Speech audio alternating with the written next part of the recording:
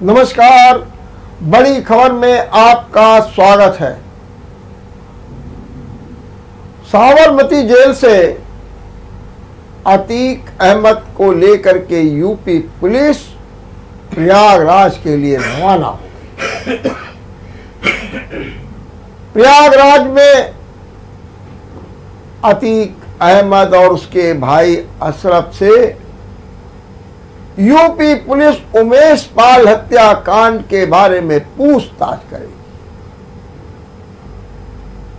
जब अतीक को UP police के हवाले किया गया, उसे प्रिजनर वैन में बैठाया गया, उसके चेहरे पर जबरदस्त खौफ था।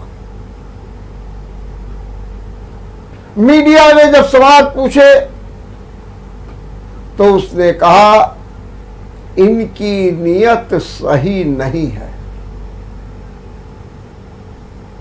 और ये मुझे मारना चाहते हैं,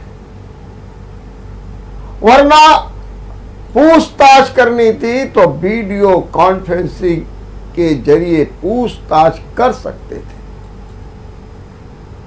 जहां तक उमेश पाल हत्याकांड का मामला है, मैं तो उस समय जेल में था,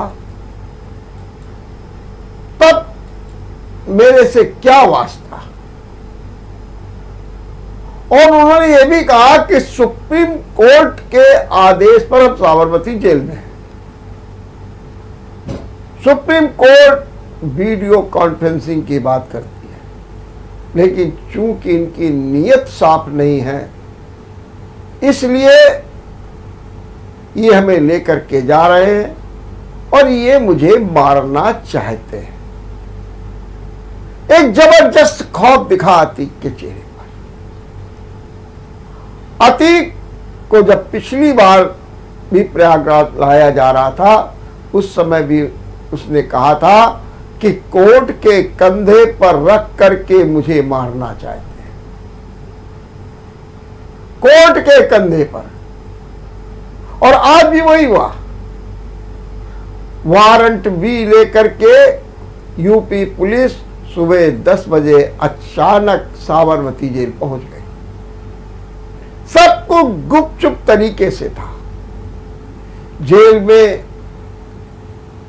एक प्रक्रिया पूरी की गई, कागजी कार्रवाई पूरी हुई, अतीक का मेडिकल हुआ और उसके बाद 2 और 2:30 बजे के बीच उसे साबरमती जेल से बाहर ला करके यूपी पुलिस ने प्रिजनर वैन में बैठाला और वहां से रवाना हो गई। हालांकि जो सुरक्षा व्यवस्था थी वो लगभग पहली जैसी थी। इस बार बायोमेट्रिक सिस्टम को अपनाया गया है। जो पुलिस के जवान हैं उनमें बॉडी कैमरे लगे हुए हैं, मतलब कि हर जगह की बाकायदे जो है सीसीटीवी कैमरे के भांति सारे सफर को कैद किया जाएगा। और इतना ही नहीं, इस बार गुजरात पुलिस से भी सुरक्षा मांगी गई। इसीलिए एक वैन जो काफिला चल रहा था उसमें गुजरात पुलिस की भी थी। माना यह जा रहा है ये बॉर्डर तक जाएंगे, इसके बाद राजस्थान पुलिस एस्कॉर्ट करेगी और उसके बाद यूपी पुलिस के वाहन और जुड़ जाएंगे। बहरहाल अतीक अहमद की मुश्किलें लगातार बढ़ रही है। कहते हैं कि अशरफ को भी लाया जाएगा, लेकिन कहा यह भी जा रहा है कि अशरफ की तबीयत ठीक नहीं है, इसलिए उसे वीडियो कॉन्फ्रेंसिंग के जरिए प्रस्तुत किया जाएगा। दावा यह भी किया गया कि कोर्ट में एक एप्लीकेशन दी गई कि वीडियो कॉन्फ्रेंसिंग के जरिए अतीक से बातचीत की जाए, उनके बयान लिए जाए, उनके सवाल जवाब हो, लेकिन कोर्ट ने इस मांग को खारिज कर दिया और कहा कि नहीं, अतीक कोर्ट में पेश हो। अब आगे की क्या प्रक्रिया होगी उसके बारे में एक्सपर्ट्स बताते हैं कि सबसे पहले पुलिस अतीक को सीजीआई माने चीफ जुडिशियल जो है मजिस्ट्रेट की कोर्ट में प्रस्तुत करेगी और उसके बाद एक पुलिस रिमांड मांगेगी और कहेगी कि चूंकि उमेश पाल हत्याकांड में ऐसे तमाम सबूत मिले हैं, तथ्य मिले हैं, तर्क मिले हैं और अब तो जो असद है माने अतीक का बेटा जो उमेश पाल हत्याकांड में मुख्य है, उसकी एक लाल डायरी भी मिल गई है, उसमें भी रैकी का, पैसे देने का सब जिक्र है। तो पुलिस ये कहेगी कि उमेश पाल हत्याकांड में मुझे जो है जो सबूत मिले उनकी पुष्टि करनी है, कुछ बरामदगी भी करनी है, इसलिए जो अतीक है वो उनकी कस्टडी में दिया जाए। अब कोर्ट फैसला करेगी। ये भी देखना है कि पुलिस कितने दिनों की रिमांड मांगती है, कोई कहता है 14 दिन की, कोई कहता है हफ्ते भर की, लेकिन जो भी मांगेगी फिर कोर्ट फैसला देगी और उसके बाद अतीक से पूछताछ की जाएगी। बहरहाल अतीक और उनके परिवार की मुश्किलें कितनी बढ़ रही हैं आप इसी बात से अंदाजा लगा सकते हैं कि उनके परिवार में सिर्फ अशरफ की पत्नी जैनब को छोड़ करके, चाहे उनके भाई हों, पत्नी हों, बेटे हों, बहन हों, भांजी हों, सब फरार चल रहे हैं और सब अपराधी हैं। ये तो मैं उनकी बात कर रहा हूं जो अतीक के परिवार के हैं, लेकिन अतीक के तमाम नौकर, चाकर, उनके दोस्त, उनके मिलने जुलने वाले, उन सब पर पुलिस की निगाहें हैं, बल्कि तमाम तो जेल में जा चुके हैं। शाइस्ता जो उनकी पत्नी है, अब ये कहा जा रहा है कि वो इलाहाबाद के ग्रामीण अंचलों में छिपी है, इनकी तलाश की जा रही है और पुलिस ने उन पर 50,000 का इनाम भी घोषित कर दिया है। अब ये मामला कहां तक जाएगा, चूंकि हमारे मुख्यमंत्री योगी आदित्यनाथ ने माफियाओं को मिट्टी में मिलाने की ठान ली है। जब सरकार कोई निर्णय ले लेती है तो फिर शासक, शासन, प्रशासन सबकी अहम जिम्मेदारी होती है उसका पालन किया जाए और वही हो रहा है। आज यूपी में निकाय चुनाव का डंका बज गया। पहले चरण के नामांकन की प्रक्रिया शुरू हो गई है। पहले चरण में 9 मंडल के 37 जिले हैं और इन जिलों में प्रमुख रूप से हमारी राजधानी लखनऊ भी है, वाराणसी भी है, गोरखपुर भी है और उन्नाव भी है। ये सब जिले उसके अंतर्गत आते हैं। 4 मई को मतदान होना है और जो आज से नामांकन शुरू हुआ है, ये नामांकन 17 तारीख तक चलेंगे। 20 तक नाम वापसी होगी और 17 तारीख से ही दूसरे चरण, जिसमें अपना कानपुर भी है, जो है नामांकन की प्रक्रिया शुरू हो जाएगी और यहां पर 11 मई को मतदान होगा। चूंकि सतर्कता काफी है, नामांकन जुलूस पर प्रतिबंध लग गए हैं, इसके बावजूद गली कूचों में धूम धड़ाके से जो है प्रत्याशी नामांकन करा रहे हैं। अभी वो प्रत्याशी नामांकन करा रहे हैं जो निर्दलीय है या फिर वे हैं जिन्हें अपनी पार्टी से टिकट मिलना तय है, लेकिन अभी किसी पार्टी ने टिकट डिक्लेयर नहीं किए हैं। इसलिए आज अधिकतर नामांकन पत्र दाखिल करने वाले कक्षों में सन्नाटा रहा, माने नामांकन पत्र तक नहीं बिके। माना यह जा रहा है कि अगले 2-3 दिन बाद माने 13-14 अप्रैल से प्रक्रिया तेज होगी और नामांकन पत्र दाखिल होंगे। नामांकन पत्र दाखिल होने के बाद एक दिन नामांकन पत्रों की जांच होगी और उसके बाद जो पहला चरण है उसमें 20 अप्रैल तक नाम वापस लिए जा सकते हैं और दूसरे चरण में 24 अप्रैल तक नामांकन पत्र वापस लिए जाएंगे। उसी दिन सिंबल अलॉट होंगे, माने चुनाव चिन्ह अलॉट किए जाएंगे। और इस बार खास बात यह भी है कि नगर निगम में तो चुनाव सिंबल से होते ही थे, लेकिन बीजेपी ने डिक्लेयर किया है कि हम नगर पालिका और नगर पंचायत के चुनाव भी सिंबल पर लड़ेंगे। और उसका एक सबसे बड़ा कारण यह है कि भारतीय जनता पार्टी के पक्ष में जो माहौल है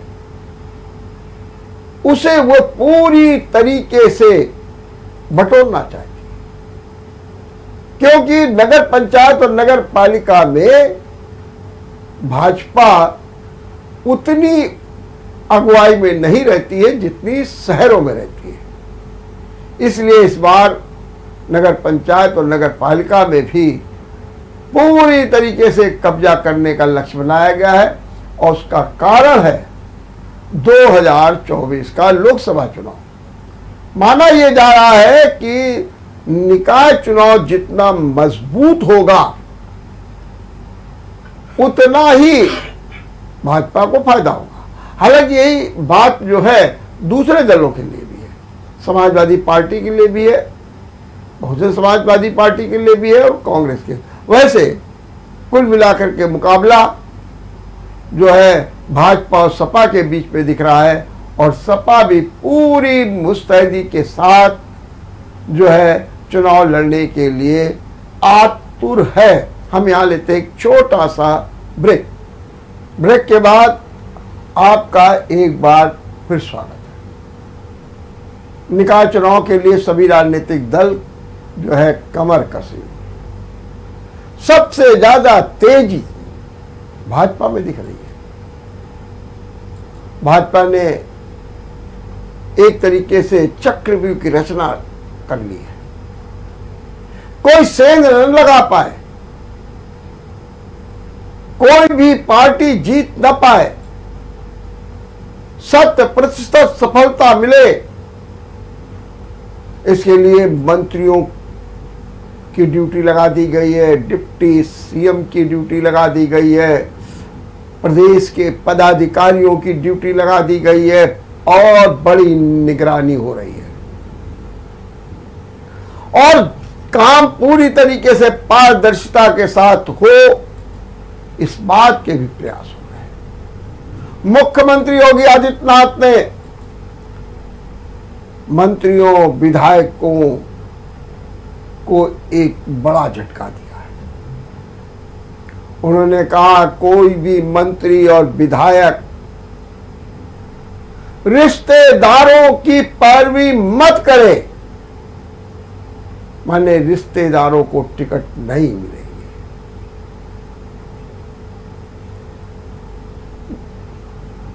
अगर आप देखें तो चर्चा ये थी कि प्रयागराज से औद्योगिक विकास मंत्री नंद गोपाल नंदी की पत्नी अभिलाषा नंदी फिर चुनाव लड़ेंगी, वो बेयर है। लेकिन मुख्यमंत्री के इस कथन से क्या उनका भी टिकट सवालों के घेरे में आ गया? चर्चा यह भी थी कि हमारे डिप्टी सीएम ब्रजेश पाठक, पूर्व डिप्टी सीएम दिनेश शर्मा की पत्नियां भी लखनऊ से मेयर पद की दावेदार हैं। तो क्या अब इनके दावेदारी पर भी सवाल खड़ा हो गया? बहरहाल कुछ भी हो, भारतीय जनता पार्टी जिताऊ, टिकाऊ और समीकरण के तहत फिट होने वाले प्रत्याशियों को ही टिकट देगी, दावेदारों को ही टिकट देगी। इसके लिए कई स्तरों पे जो कमेटियां बनी है, जिले से नाम आएंगे, क्षेत्रीय कमेटी में जाएंगे, मंत्री और जो उनके नेता हैं अपने पार्टी के, वो निगरानी करेंगे। फिर उनमें से 3 नाम छट करके जो है सीधे यूपी मुख्यालय पहुंचेंगे, जहां पर उनमें से टिक किया जाएगा, मोहर लगेगी और प्रत्याशी घोषित किए जाएंगे। ये काम तेजी के साथ शुरू भी हो गया। हालांकि यूं देखा जाए तो पहले से ही तैयारियां हैं, लेकिन फिर भी एक प्रक्रिया है, उसे अपनाया जा रहा है। जहां तक समाजवादी पार्टी की बात करें तो समाजवादी पार्टी ने भी अगस्त में ही अपने ऑब्जर्वर घोषित कर दिए थे। बस उस समय चीज ये थी कि आरक्षण नहीं घोषित हुआ था, लेकिन इसके हिसाब से भी जो ऑब्जर्वर घोषित किए गए थे, जैसे हमारे कानपुर में जो है विशंभर सिंह यादव, रविकांत मेहरोत्रा, ये सब लोग किए गए थे। और इन लोगों ने आकर के यहाँ पे लोगों से पूछताछ की और कहा तो ये तक जा रहा है कि पर्चियां तक निकलवाई और जो नाम थे 10-11 नाम आए, उन्हें आला कमान को भेज दिया।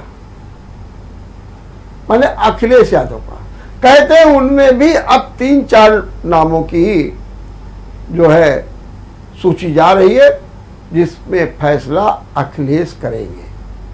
माने वहां पर भी माने समाजवादी पार्टी भी पूरी तरीके से सक्रिय है, क्योंकि उसे भी 2024 का चुनाव दिख रहा है और उसका मानना है कि यदि हम इसमें फेल हो गए, प्रत्याशियों का चयन ठीक से नहीं कर पाए, तो समस्या। हालांकि एक बात हम आपको बता दें, समाजवादी पार्टी भी सब समझती है, इसीलिए समाजवादी पार्टी का सारा जोर नगर निगम से ज्यादा जो है वो नगर पालिका और नगर पंचायत पर है, जहां पर नगर पालिका की 544 और नगर पंचायत की 199 सीटें हैं, और जिन पर पिछले चुनाव में भी सपा ने अच्छी सफलता हासिल की, तो दिमाग वहां पर गया। लेकिन पार्षद के चुनाव, पार्षद के प्रत्याशी ज्यादा से ज्यादा जीते, इस बात के प्रयास। हमारे कानपुर नगर निगम में अगर भारतीय जनता पार्टी नंबर 1 पर है, तो नंबर 2 पर कांग्रेस और नंबर 3 पर सपा है। यह स्थिति अभी वर्तमान में है। लगभग यही स्थिति अन्य नगर निगमों में भी है, लेकिन प्रयास यही किए जा रहे हैं कि समाजवादी पार्टी भी अपने ऐसे प्रत्याशियों को मैदान में उतारे जिससे कि जो है उनको जीत हासिल हो। इसीलिए अब चूंकि सबसे बड़ी बात, जैसे मान लीजिए आरक्षण हो गया, तो आरक्षण बदलने से थोड़ा मामला गड़बड़ा गया। अब कानपुर में महिलाओं के चयन का एक बड़ा मामला है, बड़ी चुनौती है। विभिन्न प्रकार के नाम आ रहे हैं, नए नए नाम भी आ रहे हैं। अब देखना किसको टिकट मिलेगा। लेकिन चूंकि भाजपा और सपा आमने सामने हैं, इसलिए दोनों ही डट कर मुकाबले के लिए तैयारी कर रहे हैं। देखते रहिए बड़ी खबर। नमस्कार। अगर आपको हमारा वीडियो पसंद आया हो तो हमें लाइक करें, सब्सक्राइब करें और ज्यादा से ज्यादा शेयर करें। और हाँ, बेल आइकॉन दबाना ना भूलें ताकि हर खबर का अपडेट आप तक पहुंचे तुरंत। आप हमें इंस्टा, ट्विटर और फेसबुक पर भी फॉलो कर सकते हैं। हमारी आईडी है @JMT News।